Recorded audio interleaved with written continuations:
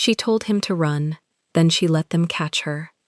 Audrey Collins was 22, a black woman who spent her days sorting import records, tracing numbers that never lied. Then she married Kang Min-jae, the Korean crime boss they called the Quiet One, the man with the black dragon tattoo climbing the side of his neck. That night, headlights boxed their car against a wall. They ran on foot. She fell. Her leg tore open on the pavement. "The police want you, not me," she said. "Go." He went, seconds before they found her. They took her to a hospital that felt more like a cage. Cameras in every hall. A heavy man in a cheap gray suit flashed a badge and called himself a detective. Walter Kessler leaned close and smiled while he questioned her. But Audrey had spent years reading documents for a living, and something about these men didn't add up. The badges were wrong, the questions were wrong. Some of them weren't police at all. Then a locked door. A former army sniper standing over the cameras. One sentence, spoken low. And what he said next was something nobody was ever supposed to hear. Before starting the story, comment down below where you are watching from and what time it is there. If stories of karma, love, and hidden truths move you, leave a like, be sure to subscribe to the channel, and click join to become a member and help our channel. The headlights behind them jumped from 2 to 6 in the space of a breath. Audrey braced her palm against the dashboard and twisted to look through the rear glass. 3 cars, fanned across the empty avenue, closing the gap, engines climbing into a single flat scream. Min-jae's hands stayed low on the wheel. Calm. That was the part that frightened her more than the sirens. "They boxed the north exit," he said. "Then don't go north." He didn't answer. He cut the wheel hard right, and the tires bit and screamed, and the whole car leaned like it might roll. Her shoulder slammed the door.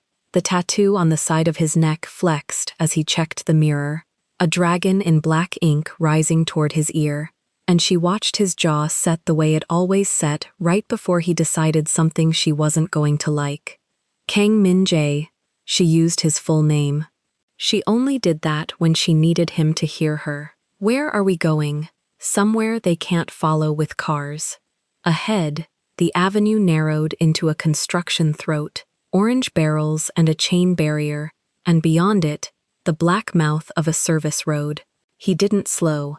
She grabbed the handle above the window with both hands. The barrier came apart across the hood in a spray of plastic, and the car shuddered down into the cut, suspension bottoming, sparks throwing white off the undercarriage. Behind them, one of the pursuit cars tried the same line, took it wrong, and spun sideways into a concrete pillar. Metal folded. The other 2 braked and split to find another way around. 2 now. For a few seconds, only 2. "Good," Min-jae breathed. She glanced at his hands again. Loose on the wheel, thumbs hooked over the rim, the way a man holds something he trusts. She'd watched those same hands set a dislocated finger without flinching, watched them fold a napkin into perfect quarters at a diner while 3 men across the room decided whether to approach him. Nothing about tonight had reached them yet. That was the wall. She hated the wall, and she was, right now, grateful for it, and she despised herself a little for the gratitude. "Talk to me," she said. "Don't go quiet on me." "They picked us up outside the building," he said. "That means someone gave them the address. We changed the address 3 weeks ago. I know. Only 4 people had it. I know that too." His voice stayed level, and that was its own answer, and she let the question drop because the road demanded him back. She didn't feel good. Her heart was up in her throat, and her hands had gone cold, and her mind was doing the thing it did in the trauma bay, flattening everything into a list. Exits, injuries, time. 9 months married to this man, and she had learned that the calm in his voice was a wall he built so nobody could see how fast he was calculating the cost of being wrong. The service road spat them out behind a row of dark warehouses. He killed the headlights. drove blind by the glow of the city bouncing off low clouds, one hand steady, the other reaching across without looking to press flat against her stomach, holding her back into the seat. "When I stop," he said, "you run left. Not with me. Left." "No, Audrey." We agreed. Whatever happens, we don't split. That was before there were 3 cars. A helicopter came up over the rooftops to their right, its spotlight swinging like a blade across the wet asphalt. The beam found the road 20 feet ahead of them and crawled backward, hunting. Min Jae stamped the brake. The car slewed to a stop half under a loading dock overhang. In the one pocket of shadow the light couldn't reach, and the light passed over the roof and moved on. For 1 second nobody moved. She could hear the rotor and her own breath and the tick of the cooling engine. "Out," he said. "Now, quiet." They went out the same door, his side, staying low, because her door faced the open lot. The night air hit her bare arms. She'd left the apartment in a thin top and no jacket because there hadn't been time, because the knock on the door had come at 11, and by 11:02 they were on a fire escape. She had her phone. She always had her phone. It was in her waistband against the small of her back, and she pressed her elbow to it now, a reflex, checking it was still there. Min Jae took her wrist. Not her hand, her wrist, the way you hold someone you intend to move whether they agree or not. They ran. The lot was cracked concrete and standing water, and the black shapes of dead machinery. He knew where he was going, or he was very good at pretending, weaving between a forklift and a stack of pallets, keeping something solid always between them and the open. She kept up. She was fast. In nursing school, she'd been the one who ran the length of the ward when a monitor flatlined, and her body remembered how to move without asking her brain. Then the whole world went white. The spotlight caught them full across the middle of the lot, and a voice came down out of the sky, distorted, enormous, telling them to stop and get on the ground. Min Jae didn't stop. He pulled her sideways toward a gap between 2 containers, and she was half a step behind, and her foot came down on the edge of a drain grate slick with oil. Her ankle rolled. The concrete tore up to meet her. She went down on her right side, hard, the heel of her hand skinning open, her knee cracking against the steel lip of the grate. A bright wire of pain shot up her leg from the shin. She heard the fabric of her leggings give. She heard herself make a sound she didn't recognize. Min Jae was already turning back. "No." She got a hand up. "Keep going." He crouched, got an arm under her, tried to lift. She weighed nothing to him, she knew that. He could carry her the length of the lot. But that wasn't the problem. The problem was the light. The light was on them, and the helicopter was holding position, and the 2 cars that had lost them on the service road would be following that light like moths, and a man carrying a woman moves at half the speed of a man alone. The pain arrived properly then, a beat late, the way real pain does. It climbed her shin in a slow flood and pooled behind her kneecap and made her stomach turn over once. She breathed through it, the way she'd taught patients to breathe, in through the nose, count of 4, and the count steadied her hands, even as it did nothing for the leg. She looked down at her leg. Dark wetness spreading through the torn fabric over her shin. A deep gash, ragged, the kind she'd have cleaned and closed in the trauma bay in under 4 minutes, and told the patient they were lucky it missed the artery. She pressed 2 fingers above it without thinking, elevating, assessing. Bad but not fast bleeding. She could stand on it. She could not run on it. And that was the whole answer, right there, in the way her own leg refused to lie to her. Min Jae. She grabbed a fistful of his shirt and made him look at her instead of at the light. "Listen to me. I need you to listen faster than you've ever listened. I'm not leaving you in a parking lot. You're not leaving me. You're doing what I tell you." Her voice came out steadier than her hands. "Look at who they are. Down at the far edge of the lot, past the light engine sound. Doors. Men fanning out on foot, dark shapes against the sweep of headlamps. "They're chasing you," she said. "The warrant is your name. The face on every screen in this city is yours, not mine. I'm a nurse who married the wrong man. If they catch me here, alone, on the ground, bleeding, what are they going to do?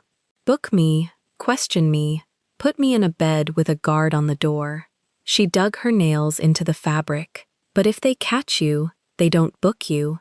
You know exactly what they do to you."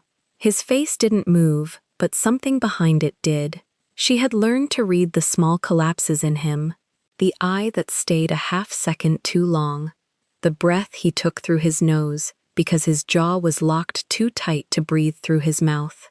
"I can't outrun them carrying you," he said. It wasn't an argument. It was him arriving at the place she'd already stood in for 10 seconds. "No, you can't. And if I put you down, they take you. They take me, and I let them." She heard the helicopter voice again, closer men answering it. "I'm the one they can't do anything to. Don't you understand? I'm the safest person in this whole lot. It's you who dies here." A muscle jumped in his cheek. He looked at her leg, at the blood black in the white light, and she saw him hate himself in real time. "The police want you, not me," she said, softer now, because the softness was the thing that would actually move him. "Go, please, go and I'll find you.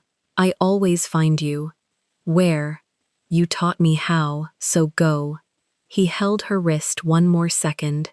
He pressed his forehead down against hers, hard, once. A thing that wasn't a kiss and was worse than a kiss. His mouth moved against her hairline, and she felt more than heard the shape of it. 60 seconds, he said. "I give you 60 seconds of their attention. Use it to get where you want to be found, not where they throw you. Go." He was gone. He didn't run left, the way he'd told her to. He ran right, straight across the open, straight into the fattest part of the spotlight, arms pumping, drawing the whole apparatus of the sky, and the men, and the light after him, like a thread pulled through the eye of a needle. The beam swung off her and chased him. The men on foot turned as one and broke into a sprint away from her, toward him, shouting his name. The wrong name, the name that was on the warrant. A name she knew was manufactured, but that they screamed with total conviction. For a moment, she lay in sudden darkness, alone, and watched her husband become a decoy for his own wife. She wanted to scream at him to slow down, to zigzag, to not run in a straight line across open ground with a helicopter overhead. Every instinct she had was to close the distance and pull him back into the shadow with her. She pressed her lips shut over all of it. The kindest thing she could do for him now was to not exist to those men for one more second, to be nothing, to be the empty dark he'd handed her. Then she moved. She got the good leg under her first, rolled the weight onto it, kept the torn shin off the ground, and used the container wall to climb her spine up until she was standing. The world tilted. She let it, waited, let it come back level. Blood ran warm into her sock. She pressed her palm flat to the gash for 3 seconds of compression, and then let go, because she had somewhere to be, and the bleeding was slow enough to argue with later. 60 seconds. He'd bought her 60 seconds of nobody looking. She wasn't going to waste them lying down. She looked at the far corner of the lot, where a low brick building sat with a single lit window and a small blue sign she couldn't read from here, but had already guessed at, because Min-jae never chose a route by accident, and he'd driven them into this exact pocket of the city on purpose. An urgent care annex, a place with fluorescent lights and cameras, and a duty nurse, and a name on a badge. A place where a bleeding woman is a patient and not a suspect. A place with witnesses. He hadn't told her to run left to save her. He'd told her to run left to send her here, and then made himself the noise so she could. She started toward the light, dragging the bad leg, one hand on the wall, teeth set. Behind her, the helicopter voice was still shouting his name across the rooftops. Farther now. Thinner. Moving away. She didn't turn to watch. If she watched, she'd go after him, and going after him was the one thing that turned his sacrifice into nothing. Halfway across the lot, her phone buzzed against the small of her back. One short pulse. Then nothing. She stopped. She braced on the wall and worked the phone free and looked at the screen with her hand cupped over it to kill the glow. No message. No missed call. A single notification from an app she didn't remember installing. A gray gear icon. One line of text. Backup complete. 2,481 files secured. She stared at it. She had backed up nothing. She had run out of an apartment 9 minutes ago with a phone and a wedding ring and a leg that was leaking into her shoe. She had not told any app to secure anything. 2,481 files. The number meant nothing to her, and the number meant everything. And she felt the same cold flatten in her chest that she felt when a patient's vitals were textbook perfect, right up until the second they weren't. She thumbed the notification. It asked for a passcode she'd never set. It offered no hint of what the files were or where they'd gone. She scrolled back through the phone's history with her thumb. Fast, hunched over the dark screen. Nothing. No trace of the gray gear before tonight. It sat in a folder she never made. On a second screen she rarely swiped to, patient and silent. And the more she looked, the more it felt like something that had been waiting there for a long time to wake up. She thought of the 4 people who'd had the new address. She thought of Minjae's flat voice saying, "I know that too." A cold idea moved through her, and she refused to finish it. Not here. Not on a leg that was still bleeding. Not with the helicopter maybe circling back. She would finish the thought somewhere with a locked door. The blue sign at the far building buzzed and flickered. A door opened over there, spilling white light, and a figure in scrubs leaned out to look at the helicopter noise, one hand shading her eyes. Audrey put the phone back against her spine. She fixed her face. She let her weight sag more than it had to onto the bad leg, because a woman who limps badly is a woman nobody questions, and she started across the last of the open ground, toward the light and the witnesses, and whatever her husband had hidden inside a phone she thought she owned. "Ma'am?" the figure in scrubs called. "Ma'am, are you hurt?" "I fell," Audrey called back. Her voice broke exactly right. "I think I need stitches." Somewhere behind the rooftops, the helicopter's light snapped off. The shouting stopped. The whole night went quiet all at once, the particular quiet that means the thing being chased has either gotten away or been caught, and there was no way, from the middle of an empty lot, to know which. She kept walking toward the door. The scrubs woman got an arm under Audrey's shoulder before Audrey asked for it. They moved through the door together, into light so white it erased the lot behind them. A short hallway, a counter, 2 plastic chairs bolted to the wall, and past them a triage bay with a paper-covered bed. The woman lowered her onto the bed and looked at the shin. "That needs cleaning before it needs anything else," she said. "I know." Audrey heard how flat it came out and softened it. "Sorry, I'm a nurse. Trauma. I keep grading the wound instead of feeling it." The woman's hands paused half a second on the tray of gauze, then kept moving. "Then you know it's not the leg I'm worried about," the woman said. "You came in from the back lot. There's a helicopter out there. I fell running. I was scared. People were shouting. All true. None of it the truth." The woman didn't answer. She irrigated the cut, laid a pressure pad, taped it without wasting a strip. Efficient. Older hands, steady, the kind Audrey trusted on instinct in a bay. She let herself watch them, because watching them meant not watching the door. The badge clipped to the woman's collar said Brooks, LRN. Navy uniform. White sneakers that made no sound on the tile. "Loretta," the woman said, catching the look. "You'll be here a bit. Sit tight." Audrey wanted to ask 100 things, and asked none of them. She'd learned that in 9 months of being Kang Min-jae's wife, the questions you ask out loud are the ones people prepare answers for. She kept her hands in her lap. Under the paper gown they'd have her change into, the phone would still be at her waist. She'd already decided that. The phone did not leave her body. Loretta stepped out. The door swung, settled, showed a strip of hallway, and then a man filling it. He came in without knocking. Gray suit, a size too small across the shoulders, the tie loose enough to show a button. A badge rode on his belt, gold, angled so the light caught it. He let it catch the light a beat longer than a man who used his badge every day would bother to. Miss. He read a card in his hand that he wasn't really reading. Or is it Mrs.? Does it matter? Everything matters at this hour.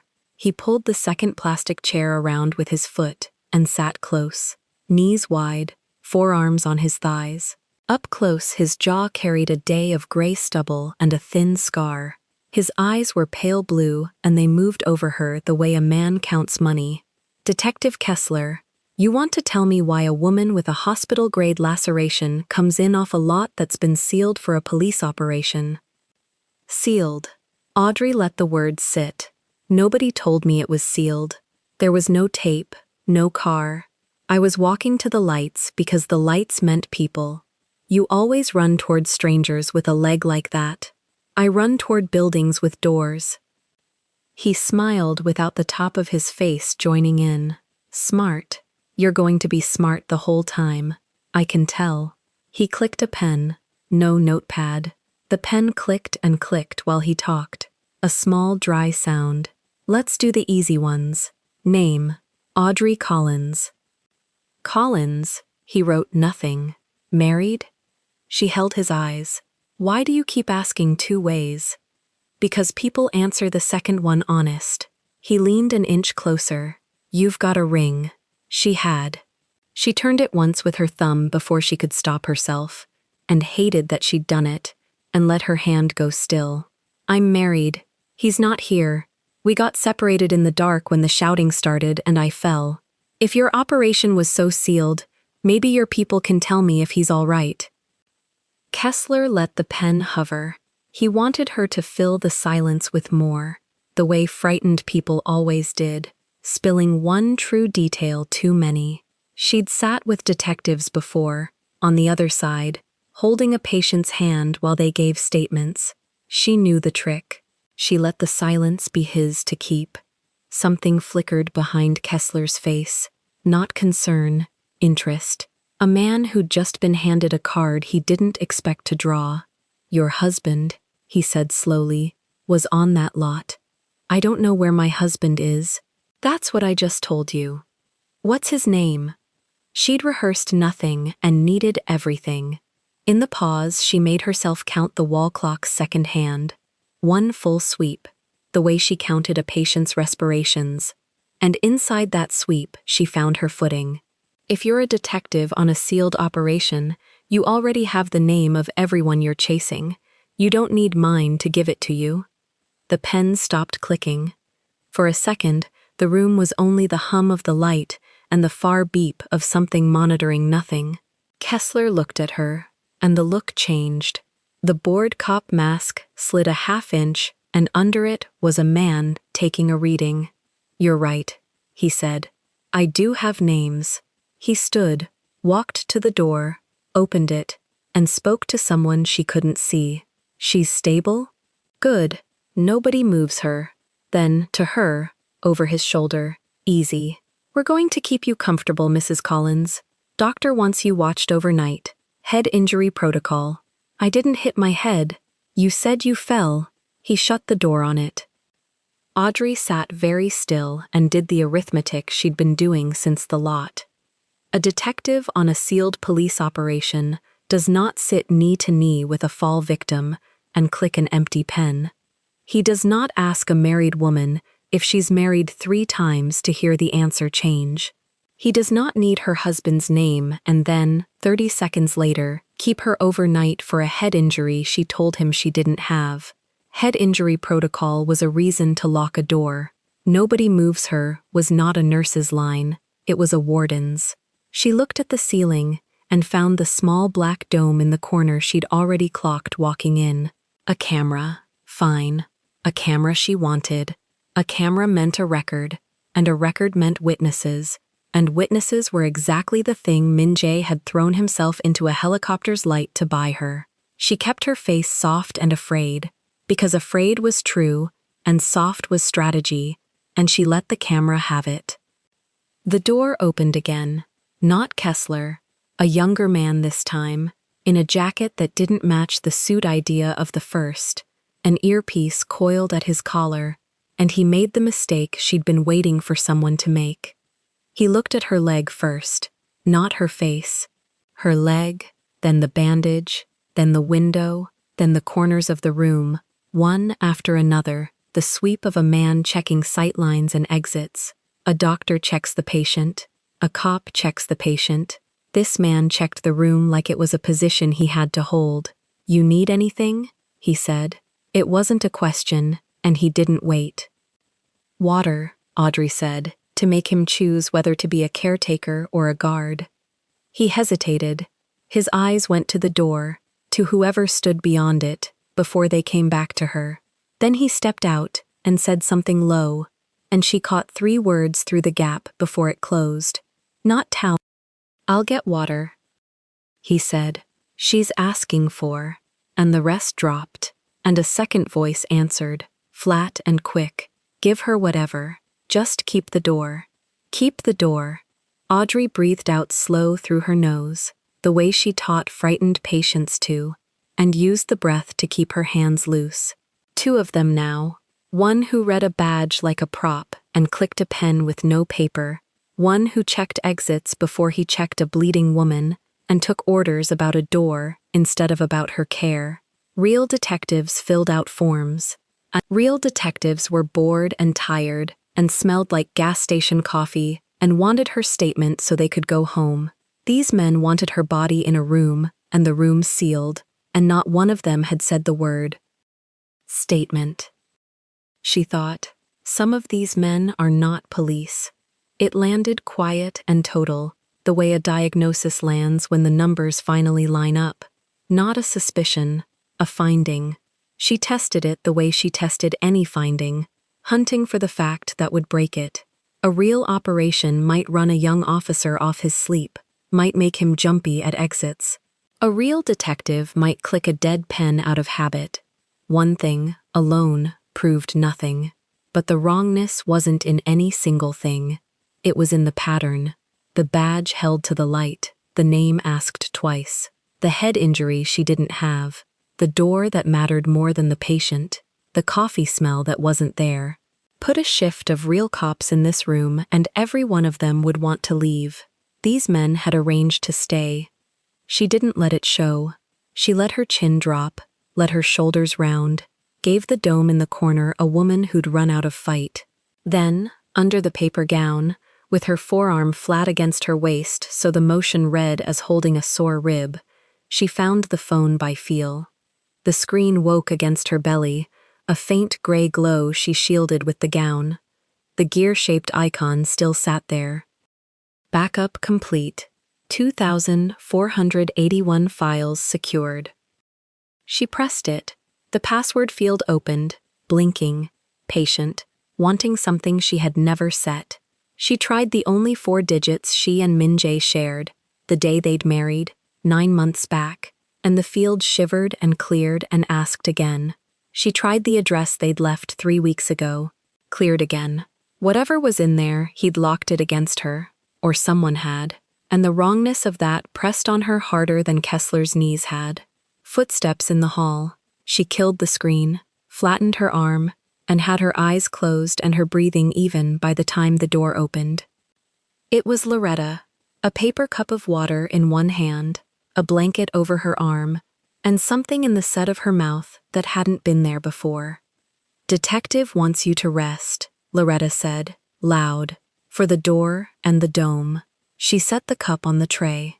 She shook the blanket out one-handed and leaned across the bed to lay it, and in the 2 seconds her body blocked the camera, she looked straight into Audrey's face and did not blink, and her lips barely moved.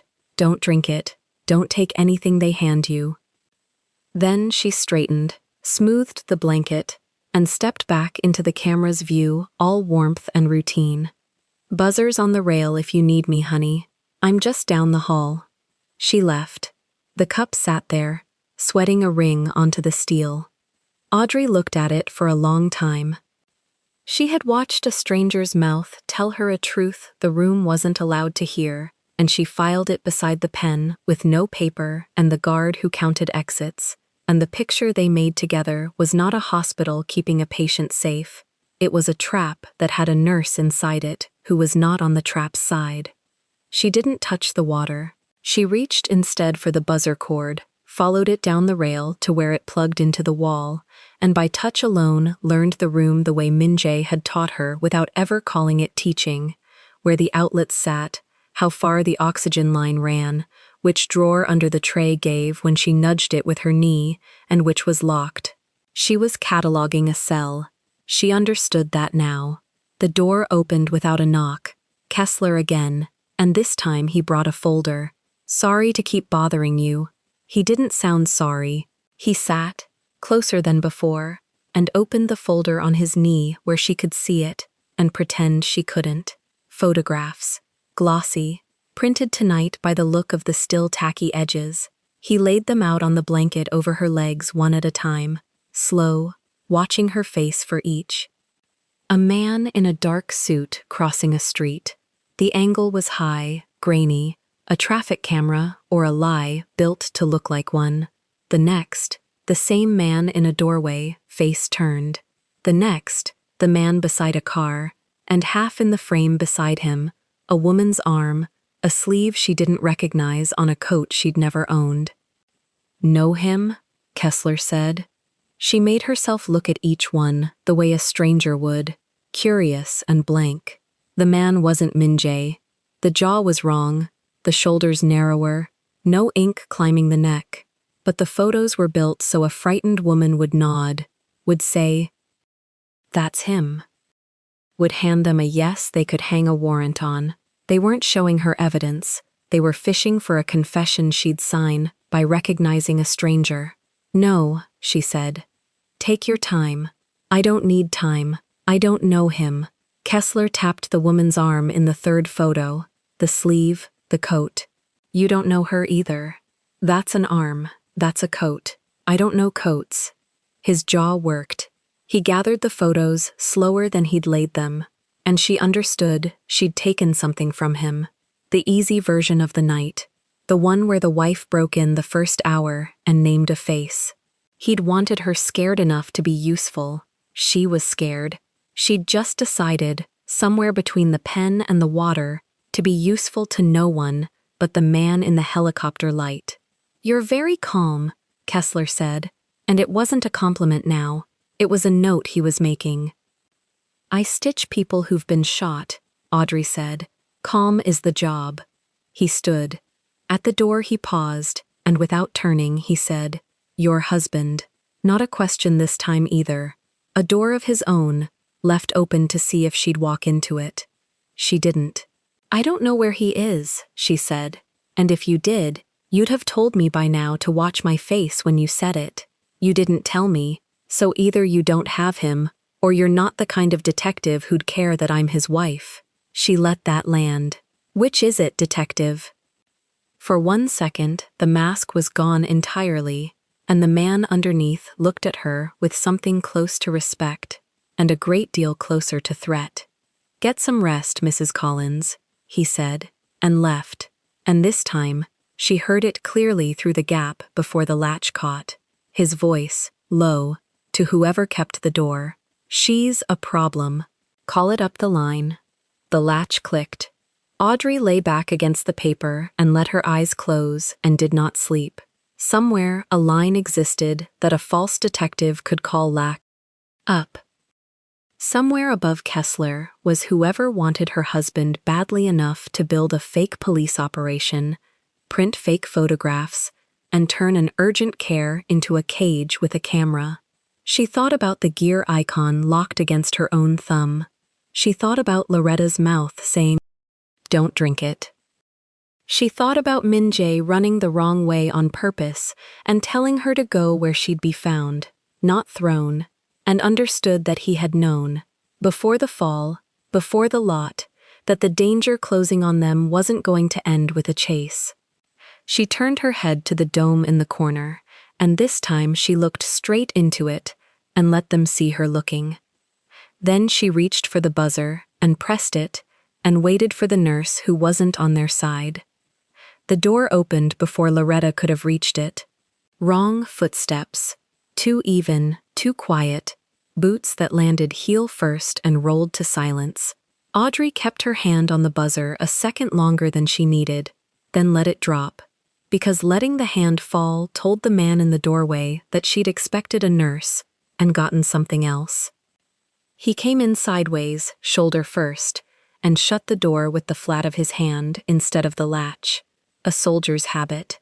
He wore tactical dark, olive gone almost black under the fluorescence, a combud tucked in one ear, with the wire looped down under his collar, gray eyes, a vertical scar splitting the left brow into two halves that no longer matched. He didn't look at her leg. He looked at the camera in the corner first. "That dome's dead," he said. "I killed the feed 6 minutes ago. You've got until someone downstairs notices the loop." Audrey sat up, the paper under her tore. "You killed it." Frozen frame, empty room, you asleep, they see what I fed them. He crossed to the window, put 2 fingers to the glass, checked the drop, checked the corner of the parking lot she couldn't see from the bed. Every motion cost exactly what it had to and nothing more. "My name doesn't matter to you yet. Call me Grant if you need a handle. Grant." She tested the weight of it. "Elias Grant, though he'd only given her half. You're not one of Kessler's."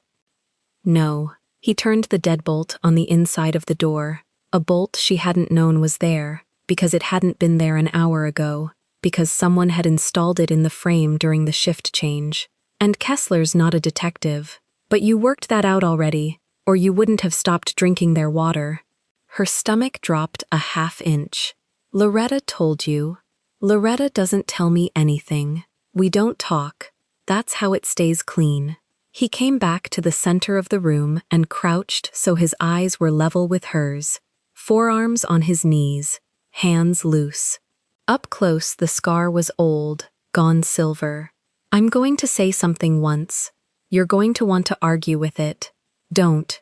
We don't have the minutes." Audrey waited. The corridor outside held a low hum, a cartwheel, a voice she couldn't parse. "Your husband sent me," Grant said. The words landed and she felt her own pulse answer them in her throat, in the infirmera part of her that counted beats without permission.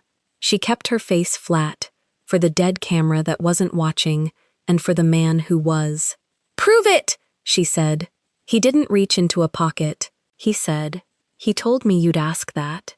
He said, "Tell her the thing she made him promise. About the door."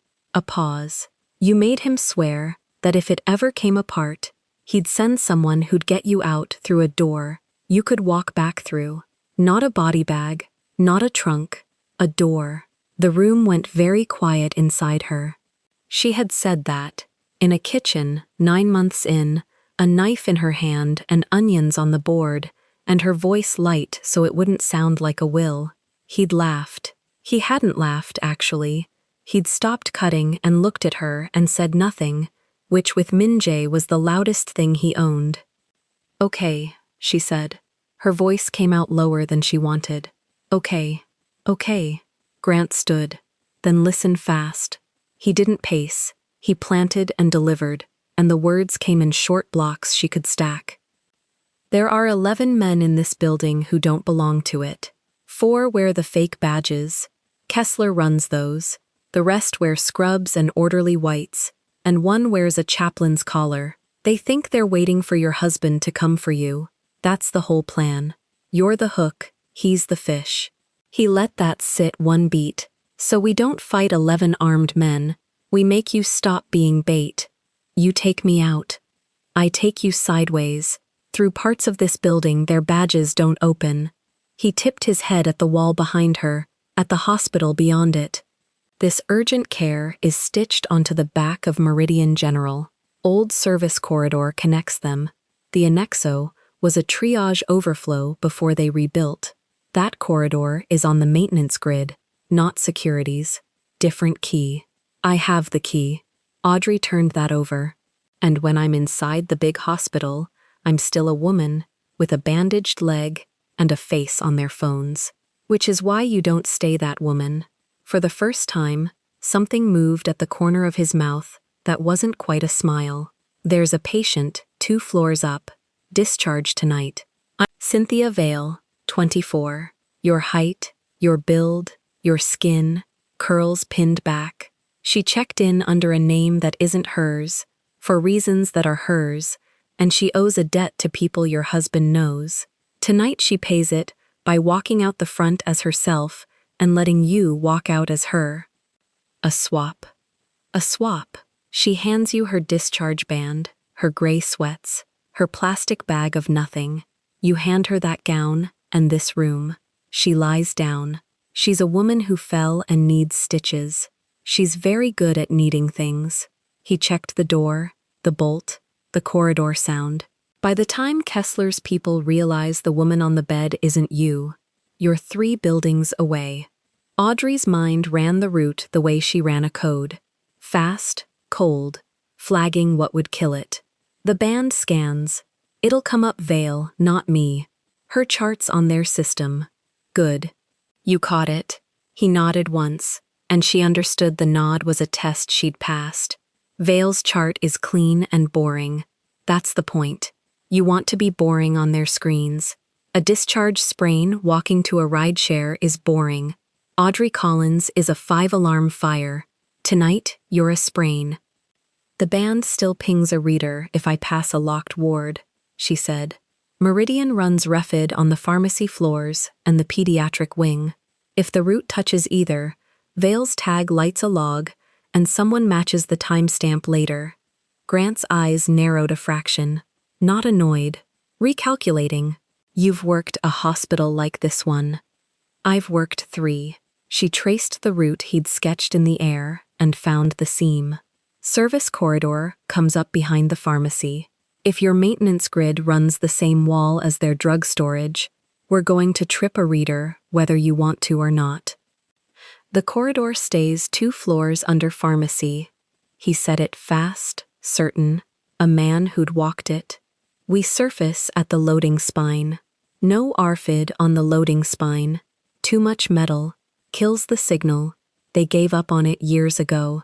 That's why we use it.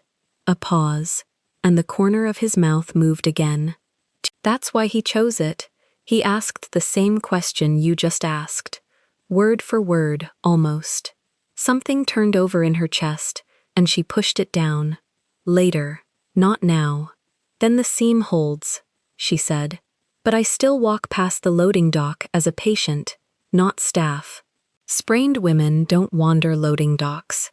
You won't wander it. You'll be pushed. Grant said it like it was obvious. Wheelchair at the spine. Transport chairs live there by the dozen. Nobody counts them. A discharged patient in a chair with a staffer behind it is the most invisible thing in any hospital. Loretta pushes you the last stretch. She's done it 1,000 times for real. Her hands won't shake. Audrey pictured it. The gray sweats, the plastic bag on her lap, Loretta's silent white sneakers behind her, the reader dead metal of the loading spine swallowing them whole. It was good. It was ugly, and it was good, and it was built by a man who'd measured her stride from memory. He thought of the chair, she said. Quiet. He thought of everything. Grant's voice flattened. That's the part you're going to have to make peace with tonight, and I don't have time to help you do it.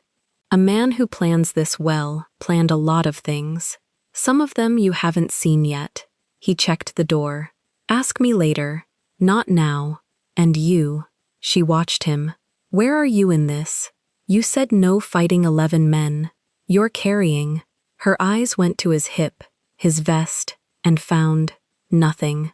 No holster, no hard line of a pistol, a folding tool, a light, A coil of something. Restraints. You're not carrying. No lethal, Grant said. That's the rule. That's his rule. Something flickered behind the gray, gone before she could read it. We don't kill our way out of a hospital. Too many cameras I can't reach. Too many real cops it brings. Too many ways a dead man becomes the story instead of the story we want told. We move through. We don't shoot through. He tapped the vest. Restraints, not rounds. Doors, not exits. Doors, not exits. She filed the phrase. It had the shape of a thing Min Jae would say, sanded down. He gave you the whole thing, she said slowly. The corridor, the swap, veil, the no guns. He planned this before tonight. Weeks before tonight. Grant's jaw worked once. Your husband plans the way other men breathe. He had this room mapped before you ever fell in that lot. The fall. Something snagged in her when he said it, a thread pulling, but the corridor noise changed. A second cart, a second voice, closer, and she let the thread go for now. How long do I have to decide? She asked. You already decided. You stopped drinking the water. He moved to the door, put his ear an inch from it, listened, came back. But the window's real. Valet discharges at 0:40. Miss it, and she's gone. And you're back to being bait, with no hook to trade. He looked at the clock nobody had put in the room, and at the watch he did wear. Matte, unbranded, 31 minutes. Audrey swung her legs off the bed. The cut in her shin pulled under Loretta's dressing. A bright, clean line of pain that told her exactly how much she could ask of the leg. Not run. Walk. Walk fast. She could walk fast on it if she didn't have to plant and turn. I need scrubs, she said. Not this gown. If I'm walking a service corridor as staff before I'm veil as patient, I need to read as staff for the 50 feet between here and the swap. Grant stopped, reassessed her. She watched him do it, watched a man revise a number upward. He said you'd be useful, he said. He undersold it. He usually does. She stood, tested the leg, held the bed rail 1 second, and let it go. Green scrubs. Aqua. There's a linen cart outside triage rooms in a place like this. Loretta walked past one when she brought the water. She was moving now, and moving steadied her, the way it always had in the trauma bay when the room filled with blood, and everyone else went stiff. You get me the corridor key and the timing. I'll get me dressed. Loretta stages the cart, Grant said. She's already moving it. That's her whole job tonight. She puts things where you'll need them, and she never once looks at you. He said it flat, but there was something under it, respect worn down to function. You'll get scrubs at the second door. You'll get Vale's band from Vale. You'll get the corridor key from me, once, at the threshold, and you'll give it back on the far side, because I don't leave keys in the building. Understood. Audrey pressed 2 fingers to her own dressing, testing the tape, buying herself a breath. One question. Grant waited. The men out there, the 11, she kept her voice level. When they figure it out, when the woman on the bed isn't me, what happens to Cynthia Vale? For a half-second he didn't answer, and the half-second told her he'd hoped she wouldn't ask. They check her band. It's real, her chart's real. She's a discharged patient who lay down in the wrong room. They'll be furious. They won't touch her, because touching a real patient in a real hospital with real cameras is the one thing Kessler can't afford. He met her eyes. She's safer than you. That's the trade. She takes your danger and it shrinks in her hands because she's nobody they want. Audrey held that. It wasn't clean. Nothing tonight was clean. But it wasn't a body bag, and it wasn't a trunk, and it was a door Cynthia Vale could walk back through in the morning. Okay, she said again. 3rd time. It was becoming a hinge she leaned her weight on. Grant reached under his vest and came out with a single item. A folded square of aqua fabric, thin, hospital issue, warm from being against him. He'd had it the whole time. He set it on the bed rail. 1st layer, he said. So you're not bare in the corridor if the cart's late, the rest at the second door. He turned to the deadbolt, hand on it, and paused. There's a thing I have to say, and you're not going to like it. You said that already, about the fall. Different thing. He didn't turn around. He spoke to the door. When we move, you follow me, and you don't stop for anyone. Not Loretta, not a man in a badge, not a voice that sounds like it's calling your name in your husband's voice, because they can do that now. They've got recordings. They'll try it in the stairwell. He turned his head just enough that the scar caught the light. If you hear him call you, it isn't him. He's not in this building. He's the reason you're getting out of it. Those two facts don't fit in the same room, so don't let them. The words did something ugly and precise to her chest. She'd spent the last hour building a wall against hope so it wouldn't get her killed, and he'd just told her the wall was correct and to keep it up, and being right about it hurt more than being wrong would have. He's not coming, she said. He's not coming. That's the plan working, not the plan breaking. Grant eased the bolt back a quarter turn, testing the corridor sound against it. The night he comes for you is the night it's already lost, so we make sure he never has to. Audrey pulled the aqua fabric off the rail and held it against herself, measuring. It would fit close enough. Behind the wall, somewhere in the guts of Meridian General, a service corridor waited with a lock that answered to a key that would leave the building in Grant's vest. 2 floors up, a woman her size was folding gray sweats into a plastic bag and rehearsing how to knead things. Grant. She stopped him one more time, one hand on the fabric, one on the rail. The phrase, about the door. He didn't just teach you to say it. She watched his face. He made you promise something too. The gray eyes went still, and for the length of one breath, the economical man ran out of economy. Yeah, he said. He did. What? That's mine, Grant said. Not cold, just closed. He turned the bolt the rest of the way and set his hand flat on the door. Get dressed. 30 minutes. When I open this, you walk half a step behind my right shoulder and you don't look at the dome, because the dome's about to come back to life, and I want it to see an empty room one more time before it sees nothing at all. He cracked the door 2 inches. Corridor light knifed in, thin and cold. Somewhere down it, a cart rolled to a stop exactly where Loretta had promised it would, and a badge coughed, and a chaplain, who wasn't a chaplain, asked someone for the time. Audrey stepped into the aqua fabric and pulled it to her shoulders and became, in 15 seconds, a woman who might belong to a hospital. The gown went into the sharp spin so it wouldn't be found folded. She squared the leg under her, tested the fast walk, found it held. Ready, she said. Grant looked back at her once. The whole read in a single pass. Leg, hands, eyes. The phone still hidden against her ribs under the aqua top. The thing she hadn't told him about, because he hadn't asked, and she'd learned tonight not to volunteer. Then we're already late, he said, and opened the door the rest of the way onto a corridor that led away from the room built to hold her, toward the service door, toward Cynthia Vale, toward the ambulance neither of them had named yet, and Audrey stepped through it, half a beat behind his right shoulder, into the part of the building their badges couldn't open, and did not look at the dome as it blinked, once, back to life above the empty bed. Grant's shoulder cleared the doorframe, and Audrey moved with it, half a beat behind his right side, and then she stopped. 3 steps into the corridor, cold tile under paper-thin soles. She stopped, and Grant felt the absence of her at his flank the way a man feels a dropped weight, and turned. We don't stop, he said, low, almost no air behind it. I'm not stopping. Audrey's hand was already inside the aqua fabric, flat against her own ribs. I'm showing you something. Later. No, she said it the way she'd say a blood pressure out loud in a code. Flat, total. Now, before I walk 2 floors on your map.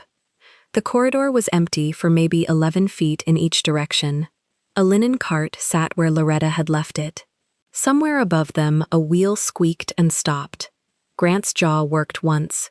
He glanced at the ceiling seam where the corridor camera would be, then back at her, and something in the calculation shifted. He stepped in close, blocking her body from the corner with his own frame. "You have 30 seconds," he said. She pulled the phone free. She'd hidden it under the top, against the ribs, the whole time.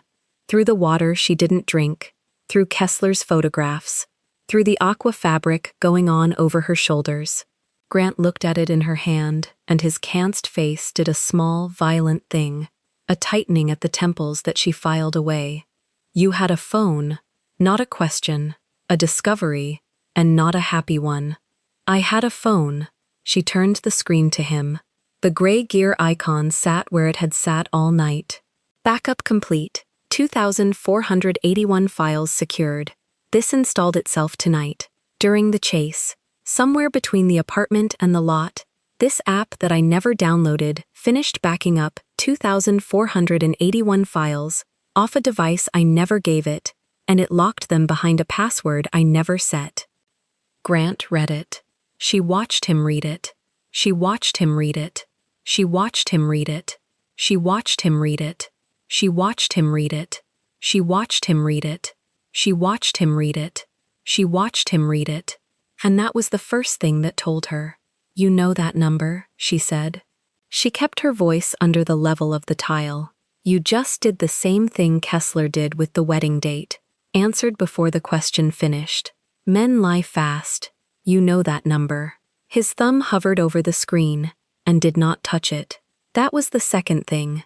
A man who came to extract her would grab the phone, kill the signal, pocket it. No lethal, but no loose ends either. And a beacon in her ribs was the loosest end in the building. He didn't reach for it. He was afraid of it. "How many men in this building aren't ours?" she said. 11. "You told me 11 upstairs. You told me 11 when you sold me the corridor." She turned the phone face down against her chest, hiding the light from the corner even though he blocked it. 11 men, a fake detective, forged photos, a whole operation, standing on a lot with no tape and no cars. To catch a man who wasn't even there. She let that sit for one breath. That's a lot of payroll for bait that doesn't work. It works if he comes for you. He didn't come for me. He sent you. She leaned a half-inch closer. So what were the 11 men waiting for, Grant? Not him. He was gone before the helicopter cut its light. They watched him go, and they didn't chase the car off the lot. They chased him on foot in the opposite direction, away from me, and then they folded me into a warm room with a camera and told me to sit still. Her jaw set. They didn't want him. They already had what they wanted the second I hit the ground. Grant's throat moved. "The drain," she said. He went still in a new way, not the trained stillness, the other kind. "There was a drain in the middle of an open concrete lot," Audrey said. "Graded, oiled, right where the spotlight was going to sweep. I've run that lot in my head 40 times tonight lying on that table. It's the only slick surface in 80 feet of dry concrete, and my foot found it at the exact second I needed to still be running." She wasn't naming the fall. She was refusing to name it, and the refusal was worse. "You said he mapped that triage room before I fell. You said it like it made him careful. It doesn't make him careful, Grant. It means he knew I was going to be a patient in that room before I was hurt, which means somebody knew I was going to get hurt." "Audrey, the fall wasn't an accident." She said the whole sentence for the first time, and it did not shake. "It was a switch. Somebody threw it, and I went down, and he went one way, and I went the other, and here we are, 2 floors and a costume apart, exactly like it was drawn." Grant's hand came up, not to the phone, to the air between them. A soldier asking for quiet on a channel. "You need to keep moving while you say this. You can be right and dead in the same corridor. Then walk." She fell back into step at his shoulder, phone against her ribs again, and they moved. Her bandaged shin took the pace without complaint. The corridor bent left toward a set of double doors with a maintenance plate. She talked to the side of his face as they went, fast and quiet. 2 things separated on that lot, me and him, and this. She tapped her own ribs. The phone. The files rode out with me, not with him. Whoever built tonight wanted the man in one place and this in another. And they wanted this where they could reach it. A wounded nurse in a locked room with 11 men who search corners before faces. Her breath caught, not from the pace. They weren't guarding me. They were waiting for the password to travel to them. Through me. Grant reached the double doors and did not open them. He put his back to the maintenance plate and looked at her. And for the first time all night, the frost in the gray eyes cracked into something that looked almost like grief. 2481, he said. You want to know why I know the number? The corridor breathed around them.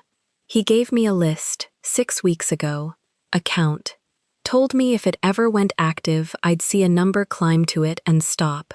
And when it stopped, I'd have maybe a night before it mattered. His voice never rose. It never did. 2481.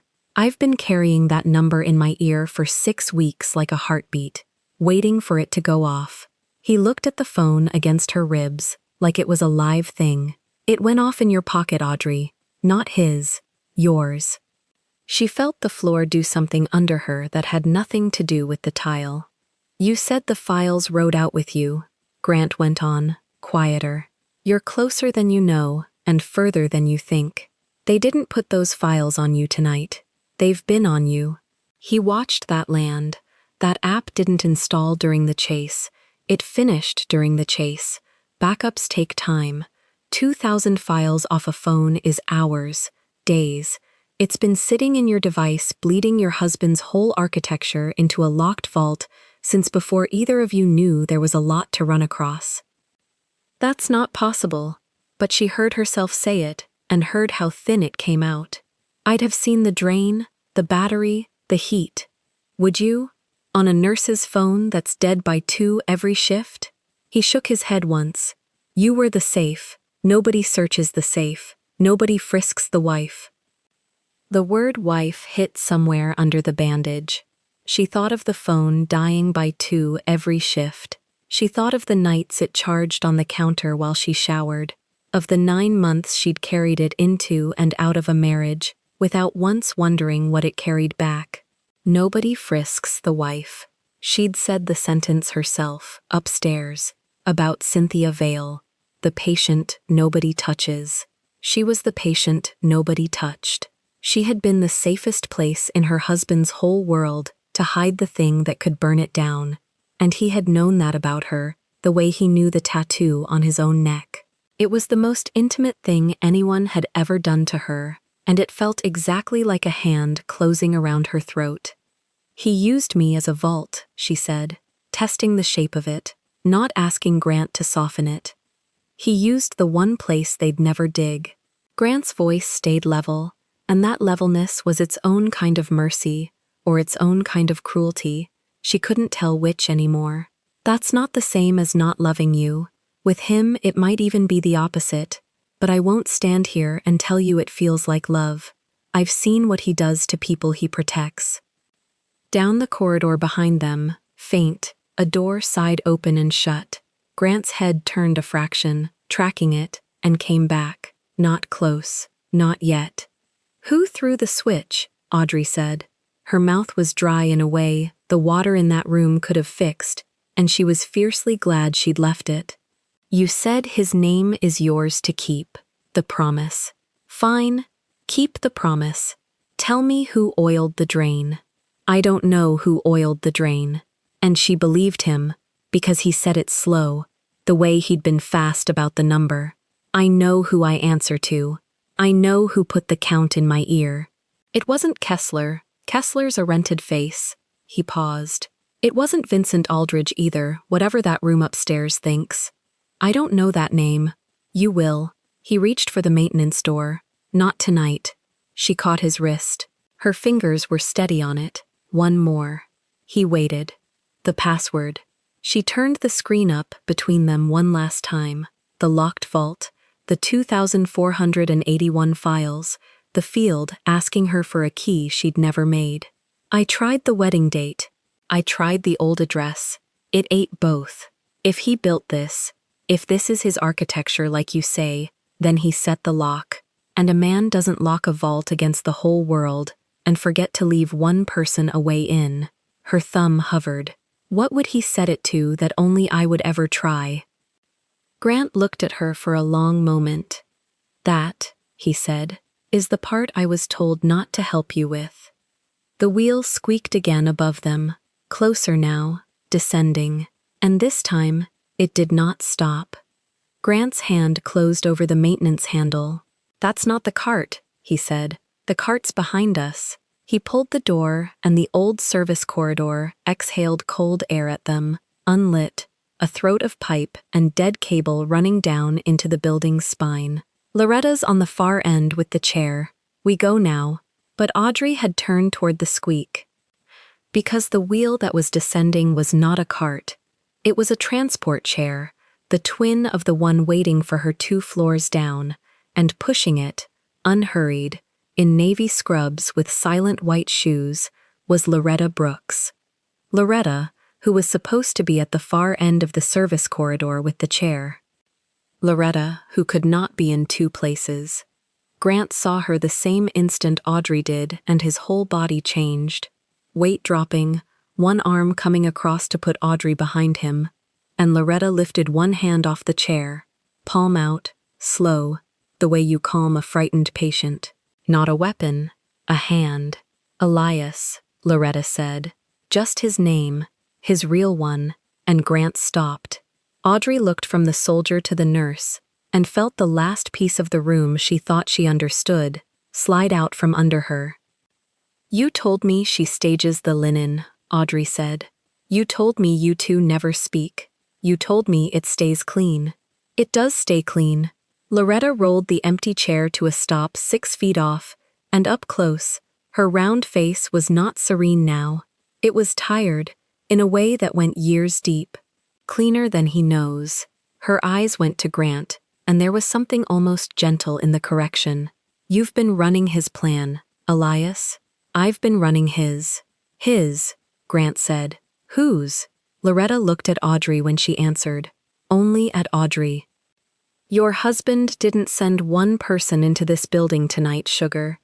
He sent 2, and he didn't let either of us know the whole of it, because that's how he keeps the people he loves alive. Nobody carries the whole map. She nodded at Grant without looking away from Audrey.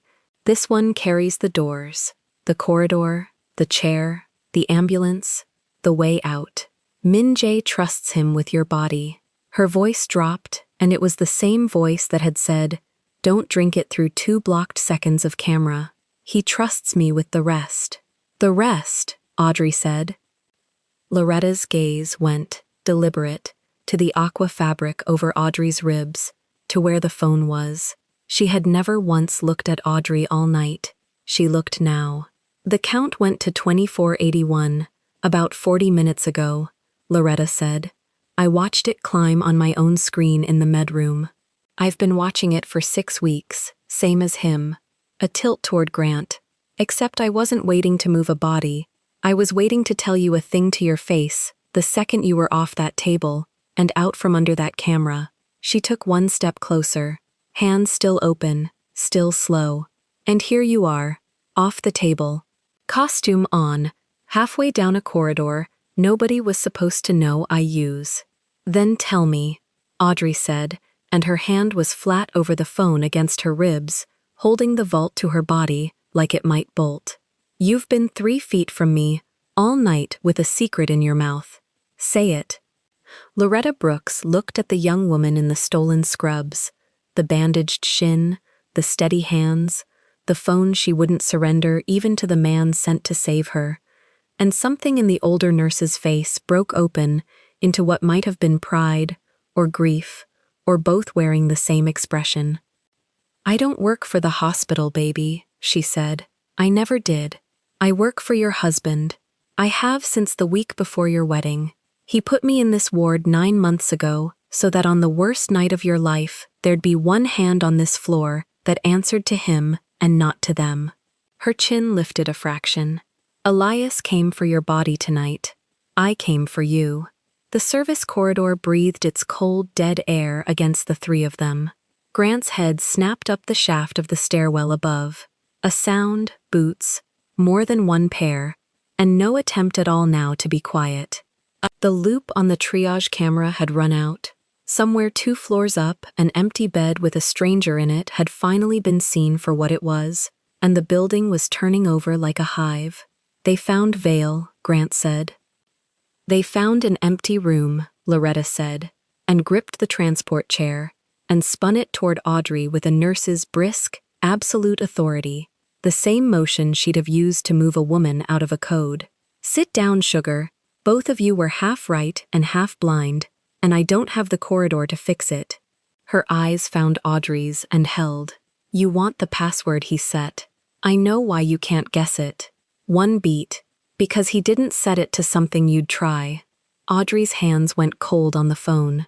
He set it, Loretta said, to something you'd only try if you already knew he'd lied to you. Boots hit the top of the stairwell. Audrey sat down in the chair. The chair moved before Audrey finished sitting. Loretta drove it into the mouth of the maintenance corridor. One push, and the wall of stacked linen carts swallowed the stairwell light behind them. Boots landed on the top step. A voice called down for someone to hold the fire door. Audrey gripped the armrests and did the math out loud, low, for Loretta's ear only. 2 floors down, they're expecting a woman on foot, a staff member, someone walking fast. She pulled the gray sweatshirt over the aqua top as the wheels rattled. Not a patient asleep in a chair. That's the idea, Loretta said. No. Audrey caught the frame of a doorway with her good hand and stopped the chair dead. That was Elias's idea. It's wrong now. Loretta's grip tightened on the handles. Down the corridor, Elias had already reached the maintenance grate, the different key out, his shoulders squared to the direction they were supposed to go. He turned when the wheels stopped. We don't have the seconds for this, he said. You told me they have recordings, Audrey said. His voice. You told me they'd try the stairwell. She was already up on her feet, weight off the wrapped shin, testing. They planned for a woman who runs when she hears him. They didn't plan for the woman who told him to run first. The boots hit the second landing. 4 sets, maybe 5. A radio crackled through the wall, and then a sound Audrey's whole body knew before her mind named it. Min Jae's voice. Her name. Soft, close, breaking on the second syllable the exact way it broke when he was tired. Loretta reached for her arm. Elias said her name once. Sharp. Audrey didn't move toward the sound. She looked at the wall it came from and understood the geometry of the lie, in half a breath. A speaker mounted in the return duct. The vent she'd catalogued in the triage room. The same building's bones carrying a dead man's recorded grief down 2 floors to reel her in. She had spent 9 months learning that voice in the dark. They'd spent one night stealing 4 seconds of it. That's a duct, she said. He's not in a duct. She took the chair back from Loretta and pushed it herself. Empty, hard, straight down the corridor Elias hadn't chosen. Toward the pharmacy spur, the wrong way on his map, the way with the ARFID readers. Elias caught her at the junction. You'll light up every reader on the floor. They'll have your position in 9 seconds. They'll have a position, Audrey said. A patient band. Cynthia Vale's band. She held up her wrist, the plastic bracelet Grant himself had handed her an hour ago, the one that scanned as a discharged patient 2 floors up. You said the readers log the tag. Good. Let them log her walking toward pharmacy. Let them send half those boots up here chasing a woman who's asleep in a triage room. For the first time all night, Elias went quiet in a way that wasn't tactical. You're splitting them, he said. You brought me a plan for a package, she said. I'm not a package. She shoved the empty chair through the pharmacy fire door and let it roll, wheels clacking, a decoy with a live tag, riding its armrest where she'd looped the band. Then she turned and went the other way with them. Elias first now because she made him first, Loretta behind, down the maintenance spine toward the loading dock where the metal killed the signal, and the ambulance waited with a name neither of them had said out loud. Above and behind, the boots split. She heard it happen. Half the weight peeled off toward the pharmacy alarm, toward the chair, toward Cynthia Vale's ghost. The radio voice kept calling her name into an empty stairwell. Left at the transformer housing, Elias said, and then, because it cost him something, you were right about the readers. I know these buildings, Audrey said. I've worked 3. The loading spine opened into a low, concrete throat, lined with dead conduit and the smell of diesel. No windows, no cameras that Elias hadn't already reached. He moved along the wall with the flashlight low, and where the corridor bent, he stopped them with a flat hand. 2 men stood at the far end, backs to a roll-up door, disguised as transport orderlies, scrubs a shade too clean. One held a radio to his mouth. The ambush Grant had walked her toward without knowing it, the choke point where the package was supposed to arrive predictable and boxed and slow. Elias breathed the count. 2. I have restraints, no gun. If I take the near one, the far one keys the radio before I reach him. Then the ones we split off come back. Then don't reach him, Audrey said. She was already reading the room the way she read a trauma bay. Not the men, the equipment. An oxygen manifold bolted to the wall. A crash cart abandoned mid-corridor by whoever had cleared this level. A wall phone, and on the near man's belt, clipped where a nurse clips a pager, a code radio tuned to the house channel. Give me 30 feet and your flashlight, she said. When the far one turns his head, you take the near one. Quiet. What turns his head? The overhead page. Audrey pointed at the wall phone. Every person in this building who isn't staff flinches at a code. Staff moves toward it. Fakes freeze. She looked at him. You wanted me to not be the Iska. Let me be the nurse instead. She limped to the wall phone with the flashlight off, lifted it, and dialed the house string every trauma nurse dials in her sleep, the internal code line, the one that pushes to every overhead speaker on the level. She kept her voice flat and clinical and a little bored, the voice of a woman who has called 100 of these. Code blue, loading level, west spine. Code blue, loading level. Her own voice came back at her a half-second later, huge, from the ceiling, filling the concrete throat. Both men jerked toward the sound. The far one's hand came off the radio. The near one turned his whole body. Elias crossed the 30 feet like water going downhill. He had the near man against the roll-up door with a forearm across the throat and a zip restraint around both wrists before the man understood the page was a lie. The far one got his radio up.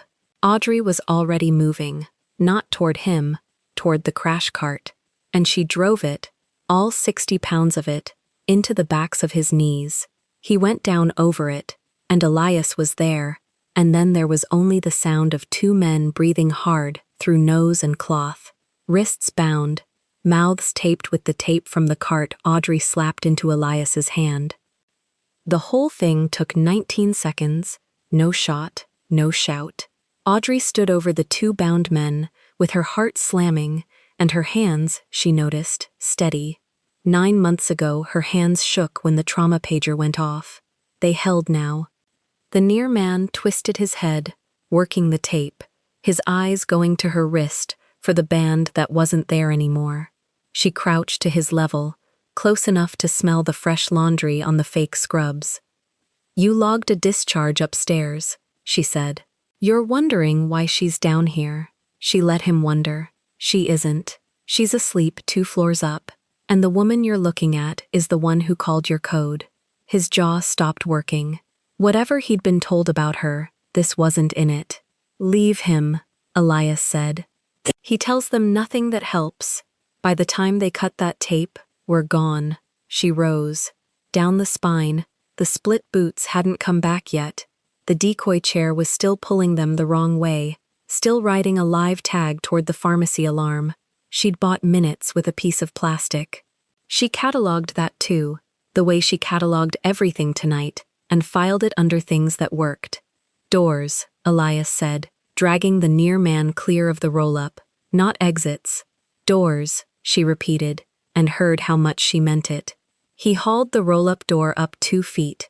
Cold air, diesel, closer, and through the gap, backed to the dock, the square white flank of an ambulance with the network logo Grant had said would be there, the one detail he'd promised, and the one she hadn't let herself believe until now. "Go," Elias said.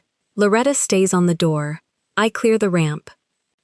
Audrey ducked under the roll-up and came up on the dock, and the rear doors of the ambulance were already open, and a man was sitting on the bench inside, with his forearms on his knees, and he lifted his head.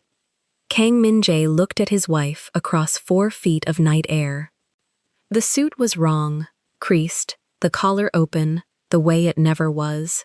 There was a gray cast under his eyes she'd never seen him allow, but the dragon still ran up the right side of his neck into the dark behind his ear, and his hands were still, and when he saw her, he made a sound low in his chest that he would never have called a sound. Audrey climbed in. She didn't run to him.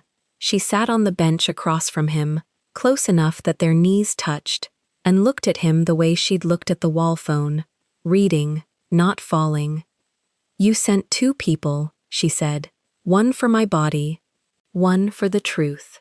Yes. You mapped that triage room before I fell." His jaw moved. "Yes. You put a backup on my phone." Her voice stayed level. 2,481 files. "You made me the vault, Min-jae. You made me carry your whole life next to my hip for weeks, and you didn't tell me I was carrying it." He looked at her hands, not her face. "If I told you, you'd have carried it like a weight. You'd have moved like a woman, carrying something. They'd have seen it on you." He lifted his eyes finally. "I needed you to move like a woman carrying nothing, so I gave it to you, and let you forget it was there. You let me get caught. No."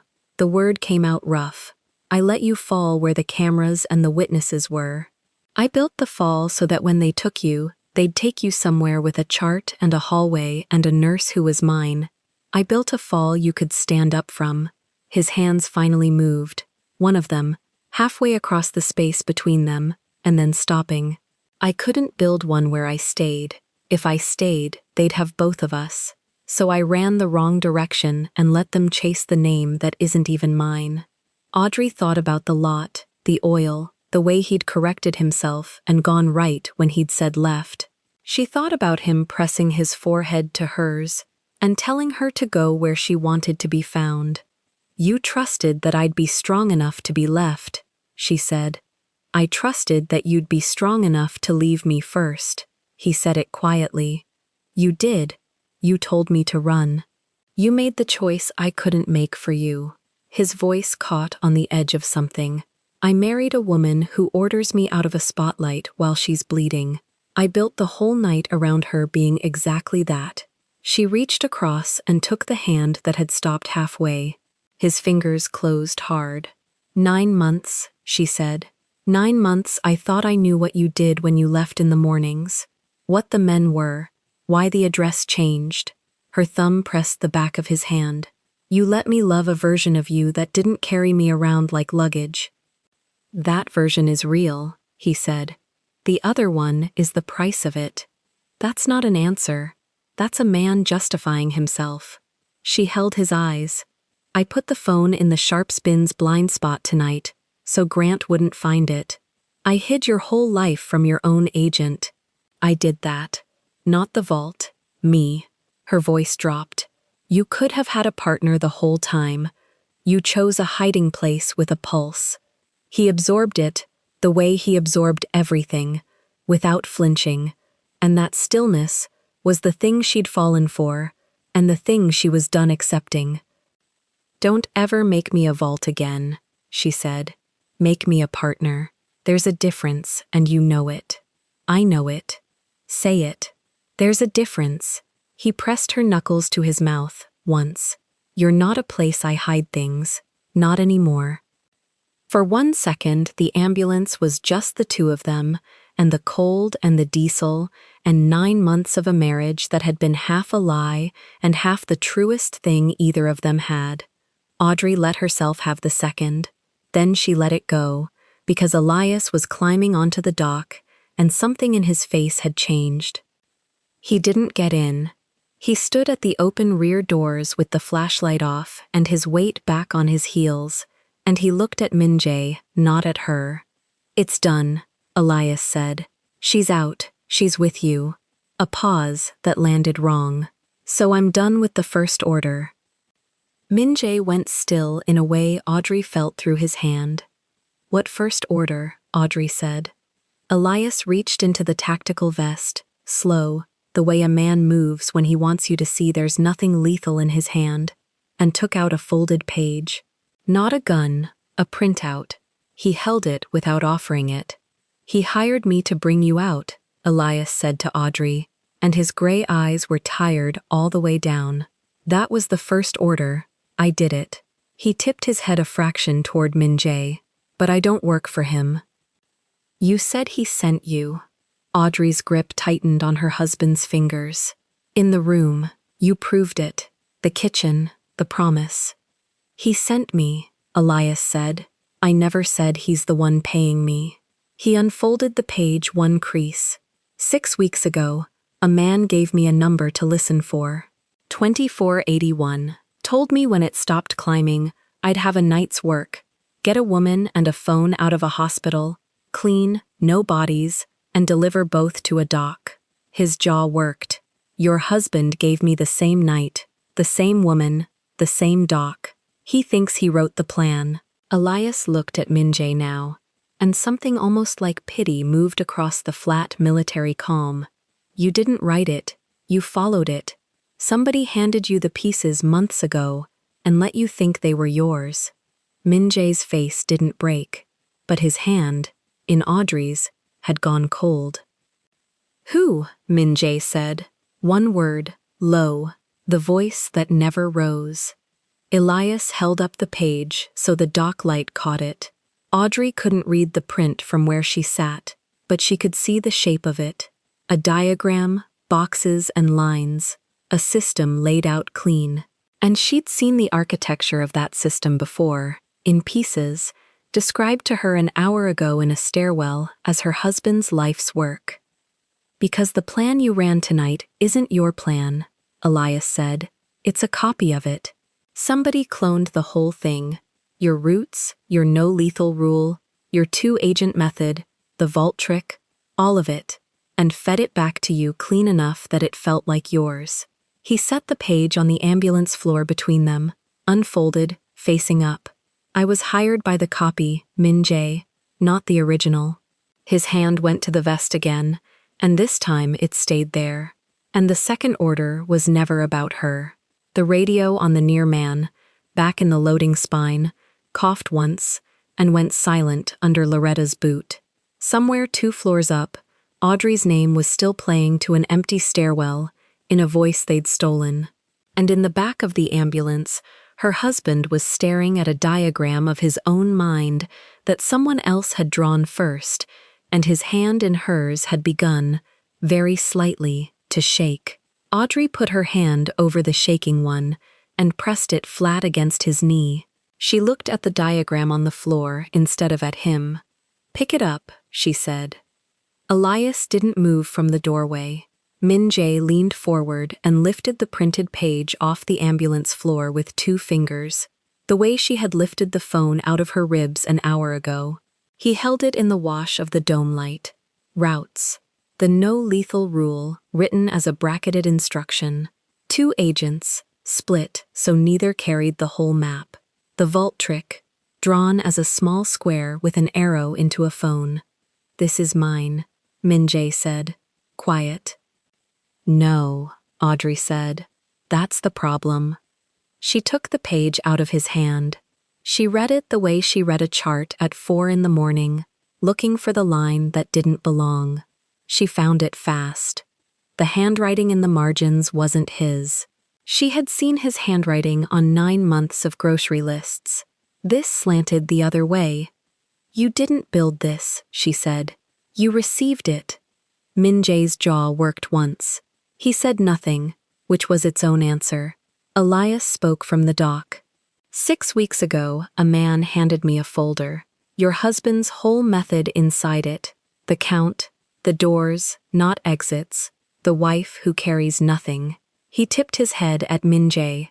"I thought I was working the plan of a genius. I was working a photocopy."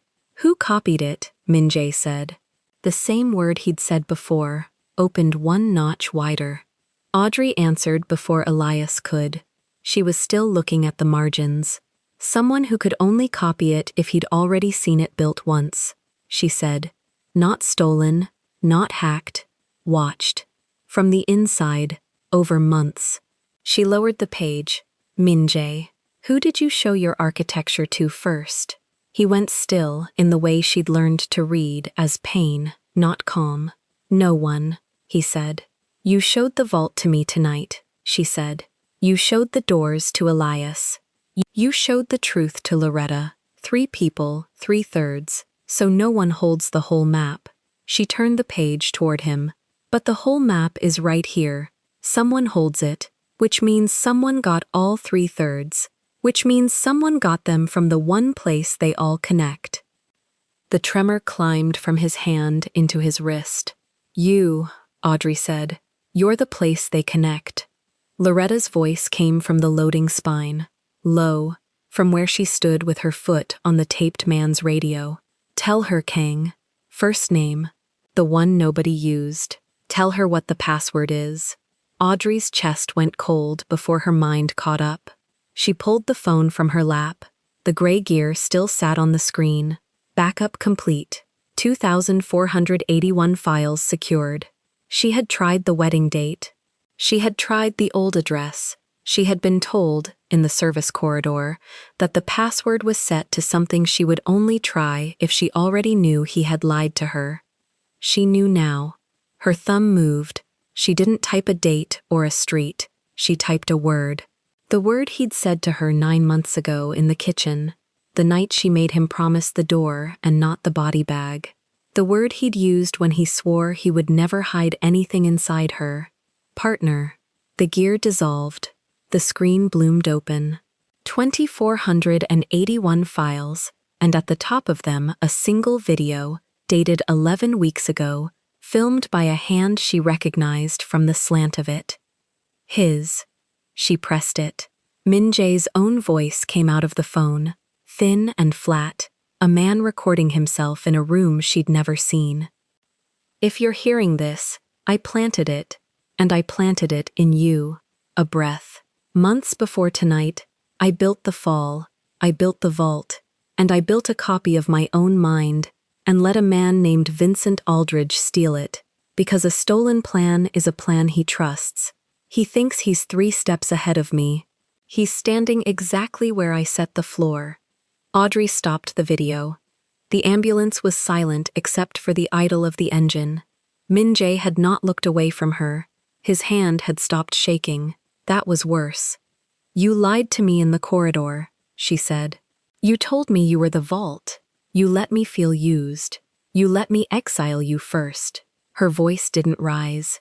She'd learned that from him, and she hated that she'd learned it from him.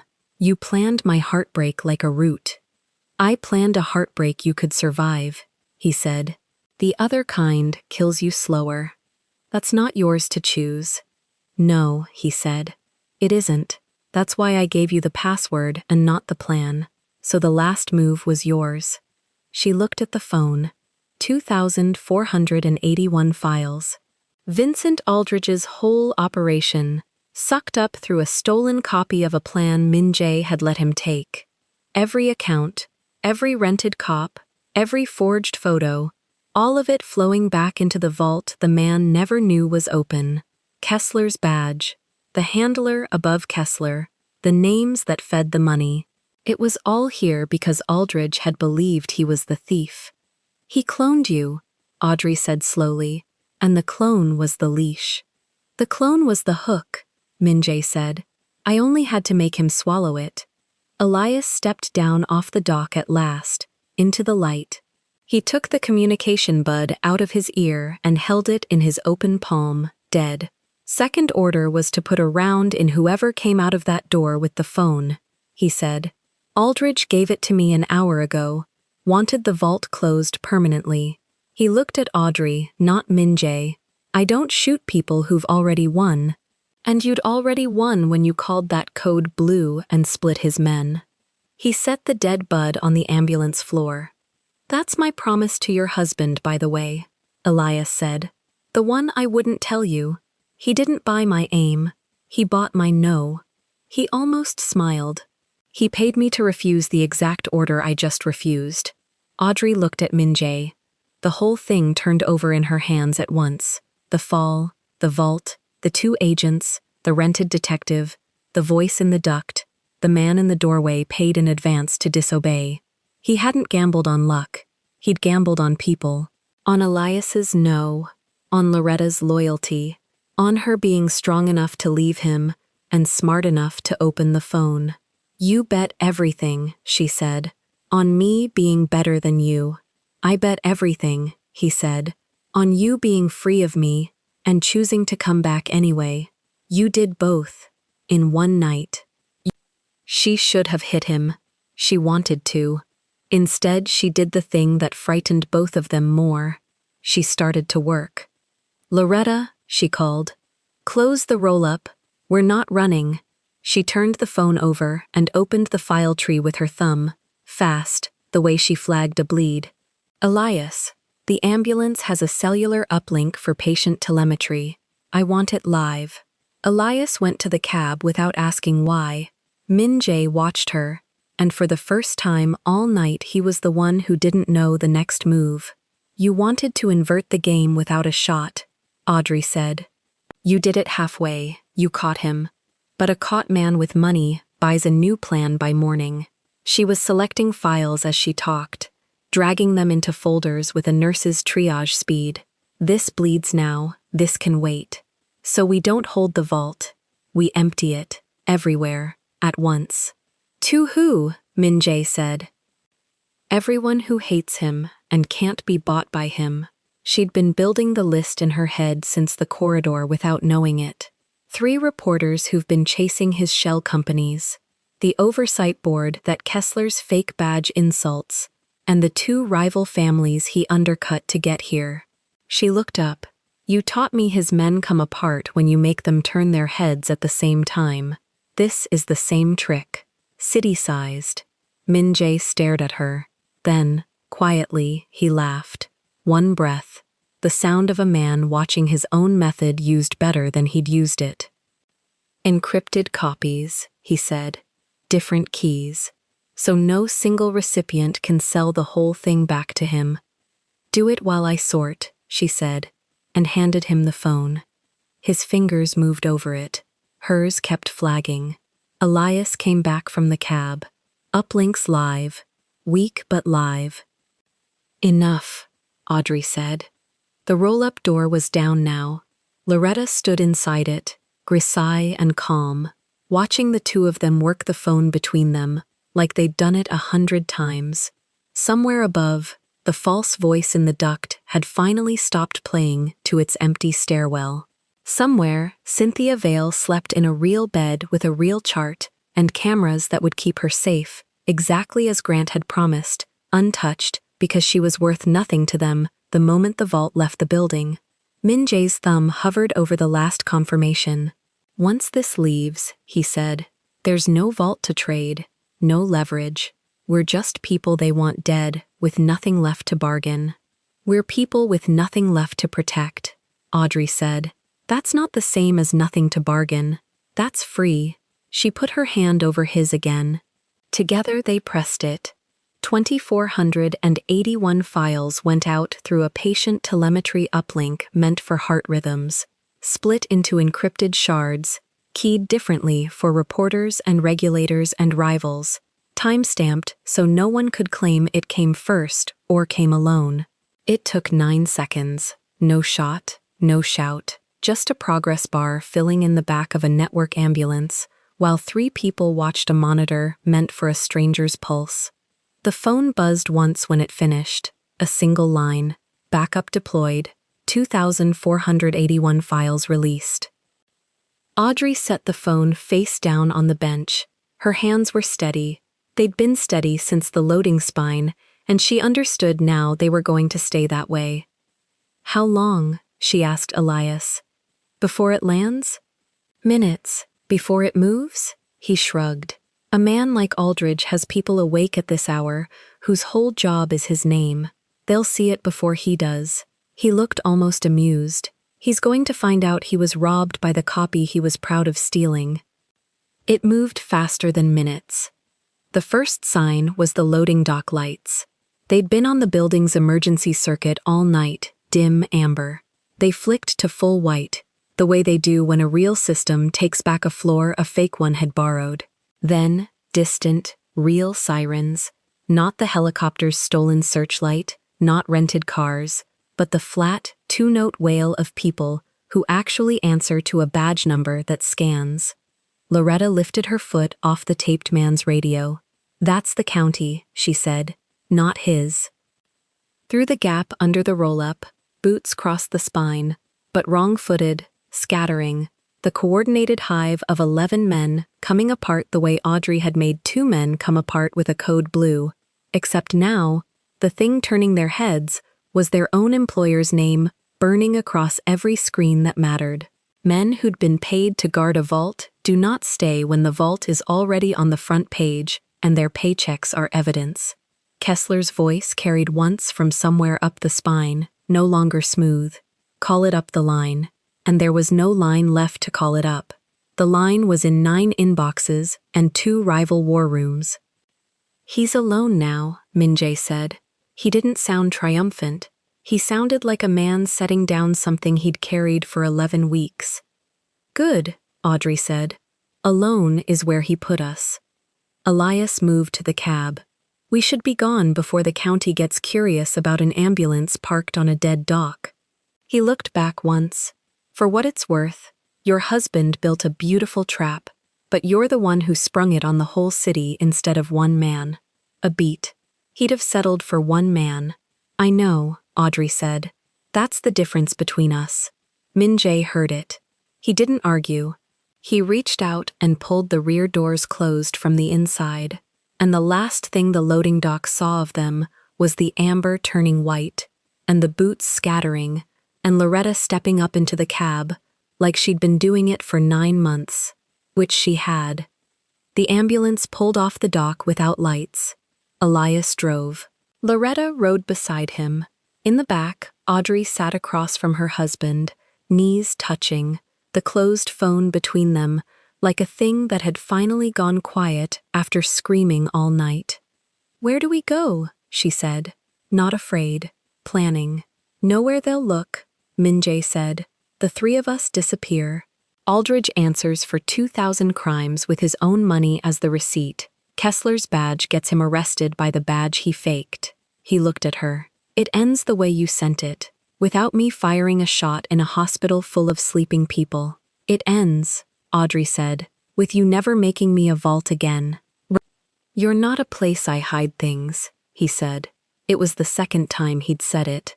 She let it be the last. The city slid by outside the small square window, ordinary now, the searchlight gone, the rented cars gone, the false voice gone. Audrey looked at her own hands in the dome light.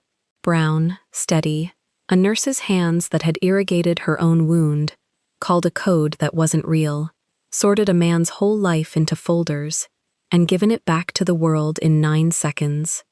She thought about the woman who'd fallen on an oiled drain hours ago because someone smarter than her had decided she should.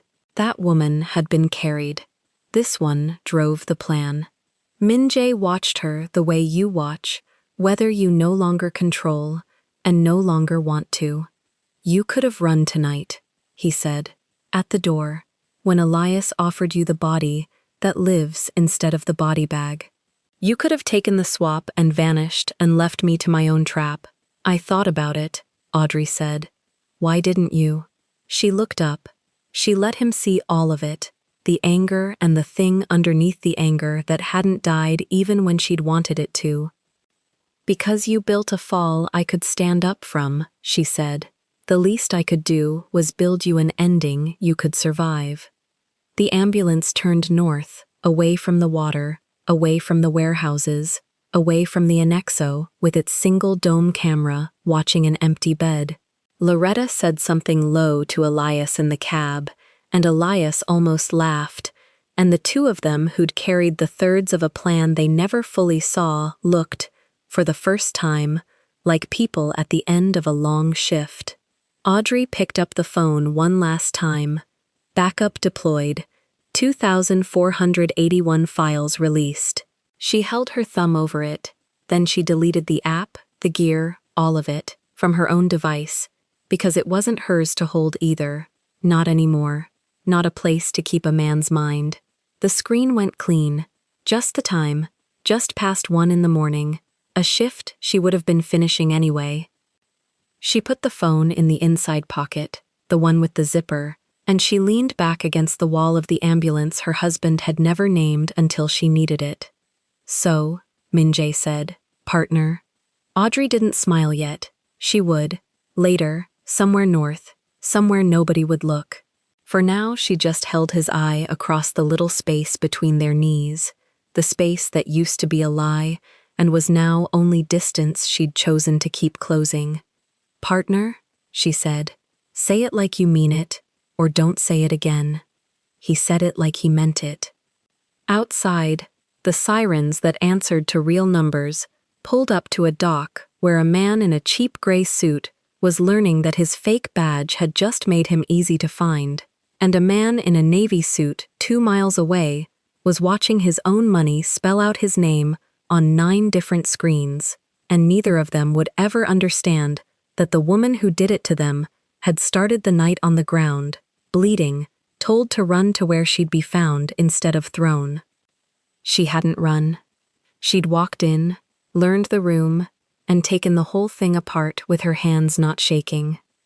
The ambulance kept north, quiet, 3 people and a closed phone, into a morning that belonged, finally, to the one they'd all underestimated. If you want to watch all the stories without any ads and also get access to bonus scenes, extended epilogues, and exclusive spicy chapters, head over to our Patreon. Scan the QR code on the screen. The link is in the description or in the pinned comment. See you there. If this story moved you, stop for a moment and reflect. Have you ever been handed the blame for something someone planted on you and had to prove the truth with nothing but your own eyes? Have you ever loved someone so much you told them to save themselves and leave you behind? And when the people sworn to protect you turned out to be the danger, did you find the strength to stop being rescued and start leading? Tell us your experiences and feelings in the comments. We read them all. And if you believe in stories about truth, loyalty, and awakening, leave a like, be sure to subscribe to the channel, and click join to become a part of our community and help the channel.